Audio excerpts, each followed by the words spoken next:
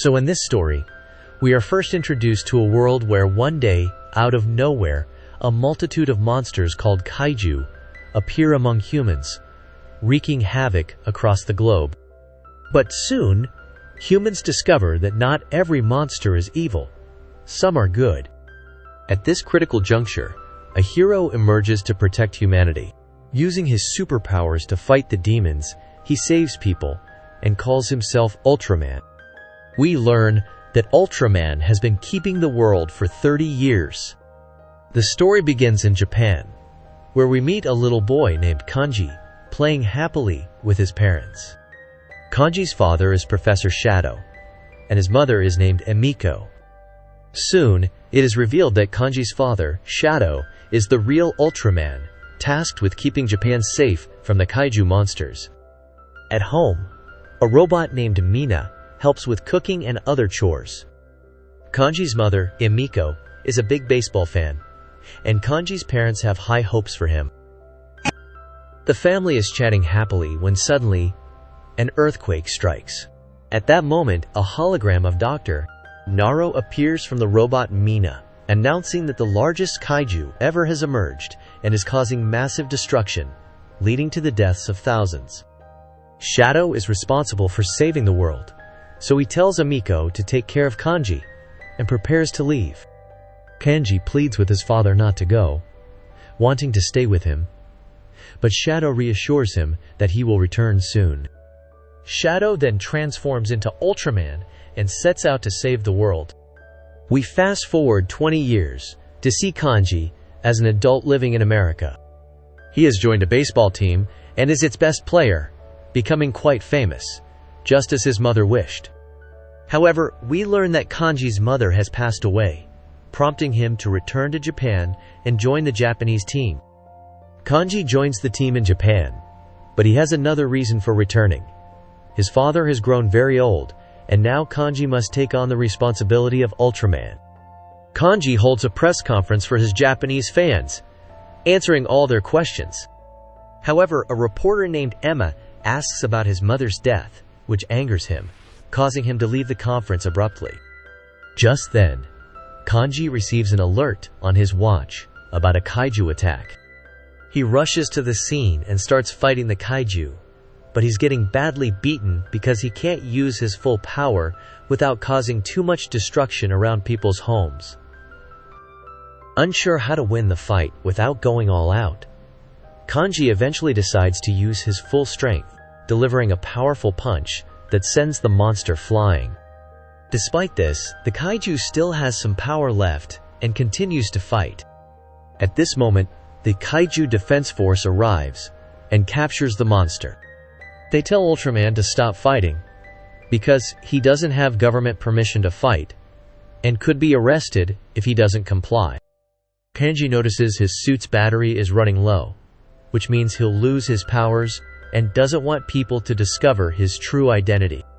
He quickly moves to a deserted area, reverts to his normal form, and tries to resume his regular life. But he sees the defense force struggling to capture the kaiju. He doesn't want to help them because they didn't appreciate his efforts and even asked him to leave. Then, Kanji receives a call from his father, urging him to fulfill his Ultraman duties. But Kanji blocks the call and heads to play baseball instead, as it's his true passion. We then shift to the Kaiju Defense Force headquarters, where their chief, Drive Honda, holds a meeting. He talks about how the kaiju have devastated families and caused immense suffering. However, Drive Honda reveals that they have developed a powerful weapon capable of eliminating all kaiju at once. The scene shifts, showing Drive Honda's robots bringing in the final piece to complete the weapon, but a powerful kaiju attacks, damaging the machine. Meanwhile, Kanji is training for his upcoming baseball match, but feels intense pain in his right hand. His robot, Mina, informs him that Kanji's right hand had dislocated during his fight with the kaiju the previous night, causing him significant pain.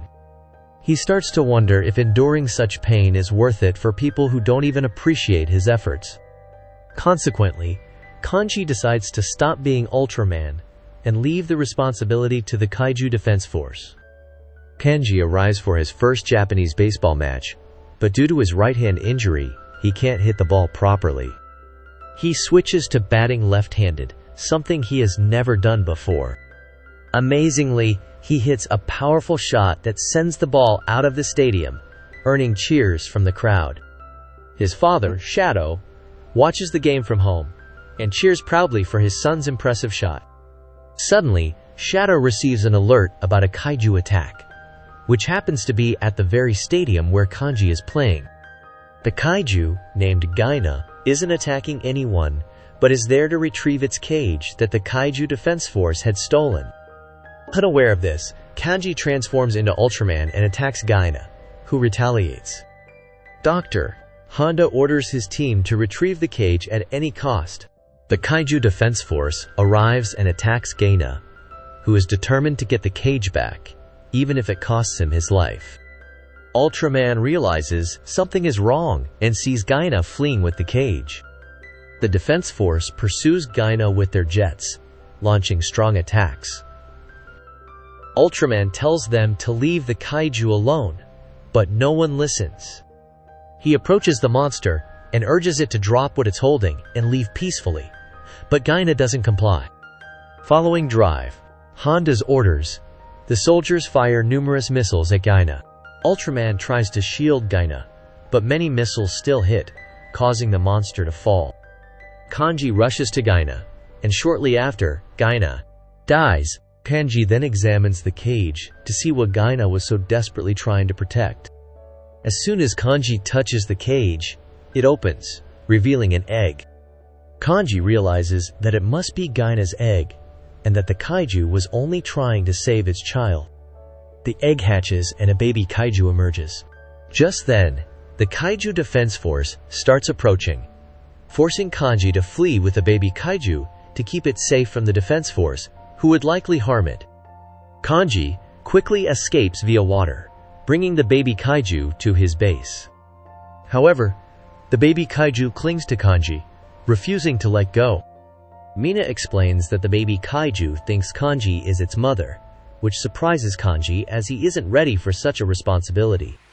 He suggests taking the baby kaiju to Kaiju Island, but Mina tells him that no one has ever found Kaiju Island. At this moment, Kanji's suit battery runs out, causing him to revert to his real form. The baby kaiju no longer recognizes him and starts crying. Mina explains that the baby kaiju only recognizes Kanji in his Ultraman form.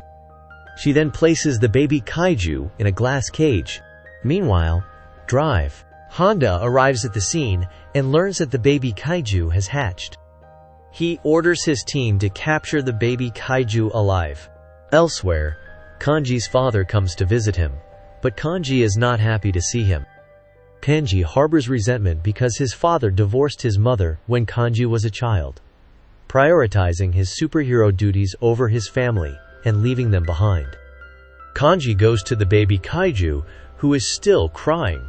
He transforms into Ultraman several times to reassure the baby kaiju that he is the same Ultraman. This works, and the baby kaiju calms down. Mina then places a variety of human foods in front of the baby kaiju, but it dislikes all of them and starts crying again. They realize the baby kaiju likes fish, so Kanji goes to the sea and brings back a large quantity of fish, which the baby kaiju enjoys. However, the peace doesn't last long as the baby kaiju finishes all the fish, forcing Kanji to go out and get more. Kanji becomes so busy taking care of the baby kaiju that he can neither sleep properly nor practice baseball, affecting his performance. His fans start criticizing him, and even his coach considers transferring him to another team. In desperation, Kanji contacts a reporter known for balancing her job and her 2 children well, seeking advice. The reporter agrees to give him tips in exchange for answering some questions. Kanji agrees, and the reporter provides him with valuable advice. Following this, Kanji starts playing baseball with baby kaiju, teaching it to play while simultaneously practicing for himself. He also learns to manage his time better for other responsibilities. One day, Kanji goes to meet the reporter to fulfill his promise of answering her questions. Before leaving, he instructs Mina to inform him if there are any problems. Shortly after Kanji leaves, the baby kaiju starts missing him and begins crying. Mina tries to calm it down by showing videos of Kanji, but nothing works. The baby kaiju then uses a new power to break out of its glass cage and head towards the city. While Kanji is with the reporter, Mina informs him that the baby kaiju has reached the city and is unintentionally causing significant damage. Kanji wastes no time, transforms into Ultraman, and rushes to the baby kaiju. The baby kaiju, happy to see him, accidentally attacks him with its power. Meanwhile, Drive, Honda learns about the baby kaiju and sends his men to capture it. They attack the baby kaiju with tranquilizer darts, causing it to fall unconscious. As it starts to fall, Kanji catches it. The soldiers demand that Ultraman hand over the baby kaiju, but he flees with the baby kaiju instead. Kanji, seeing the baby kaiju in immense pain, Kanji reluctantly calls his father for help, knowing his father's extensive knowledge about kaijus. His father quickly diagnoses that the baby kaiju's arm is dislocated and swiftly treats it. During this time, Kanji's father explains that he never wanted to leave his family, but had to make that difficult choice to protect both the world and his loved ones from the kaiju threat. Meanwhile, we learn from Dr. Onda that the baby kaiju is a powerful weapon, which is why Onda wants it to use it to annihilate all kaijus from the world. Many years ago, a kaiju killed Onda's wife and children, and now he seeks revenge. Kanji's father starts training the baby kaiju, teaching it how to protect itself and find its own food. With his father's help, Kanji begins to normalize his life again and stops losing matches. The baby kaiju starts to develop, which is a positive sign, but then Honda's drones attack them. Kanji's father is severely injured by the drone attacks, infuriating Kanji. He transforms into Ultraman and destroys all the drones. By this time, the baby kaiju has grown significantly. Dr. Onda sends a robotic Gyna to capture the baby kaiju. Seeing Gyna, the baby kaiju thinks it's its mother and starts to approach. At this moment, Gyna attacks Kanji and his father with missiles. Kanji survives, but it appears his father might not. Kanji transforms into Ultraman and tries to save the baby kaiju, but the robotic Gyna is too strong and defeats him, throwing him into the water. Just then, Kanji's father arrives in his Ultraman suit, and together they defeat the robotic Gyna, freeing it from Onda's control. However, Onda plays his last card, transforming the Kaiju Defense Force's ship into a powerful robot. The combined powers of Kanji, his father, and the baby kaiju manage to defeat Ofanda's robot. Realizing his defeat, Onada decides to kill as many kaijus as he can by initiating a self-destruct sequence. Kanji, without concern for his own safety, uses his Ultra Shield to contain the blast and protect the city. Kanji survives the blast but loses an arm in the process, marking the end of the movie. If you enjoyed this video, don't forget to subscribe to the channel, hit the bell icon, and let us know in the comments section how you liked the video.